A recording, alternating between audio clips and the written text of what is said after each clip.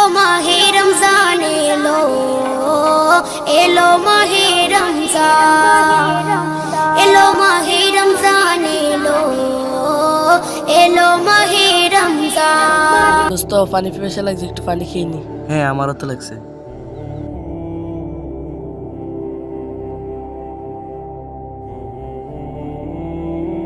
আসসালামু আলাইকুম ভাই, আপনারা ভালো আছেন? ওয়ালাইকুম আসসালাম। জি ভাই, ভালো আছি।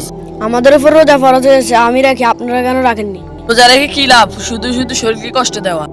না না ভাই, এটা আপনাদের ভুল ধারণা। এই তুই এত বলিস কেন? তুই কি আমার থেকে বেশি বুঝিস? আল্লাহ আপনাদেরকে হেদায়েত দান করুক, সঠিক বুঝ দান করুক। আচ্ছা আমি যাই। এই দাদা, তুই আর রোজা রেখেছিস, রোজা রেখে কি লাভ? শুধু শুধু শরীরকে কষ্ট দেওয়া।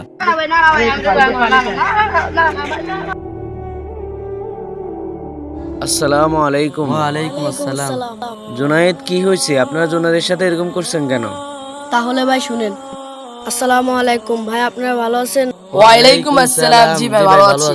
আমাদের উপর রোজা ফরজ হয়েছে, আমি রাখি, আপনারা কেন রাখেননি? রোজা রেখে কি লাভ? শুধু শুধু শরীরকে কষ্ট দেওয়া।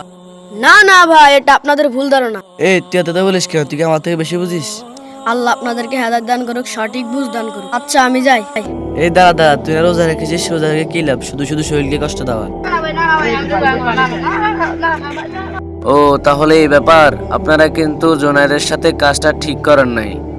এখন কিন্তু রমজান মাস, আর বলা হয়েছে যে রমজান মাসে যে ব্যক্তি প্রাপ্তবয়স্ক উপস্থিত থাকবে তার জন্য রোজা রাখা ফরজ। যে ব্যক্তি স্বেচ্ছা রোজা ভাঙবে তার যতটুকু গুনাহ হবে তার থেকেও যে অন্যের রোজাটা ভাঙার চেষ্টা করবে তার গুনাহ আরো ডাবল হবে। সুতরাং আপনারা ওর সাথে কাজটা ঠিক করেন নাই। ভাই শুধু এটা না, আমি ওদেরকে বলছি কেমন আছেন, তারা আলহামদুলিল্লাহ পর্যন্ত বলেনি। তো যাই হোক, আল্লাহ তাআলা আমাদেরকে বলছে আমরা যেন সবসময় আল্লাহর শুকরিয়া আদায় করি। আল্লাহ আপনাদেরকে সঠিক বুঝ দান করুক। চলো জুনায়েদ, আমরা চলে যাই।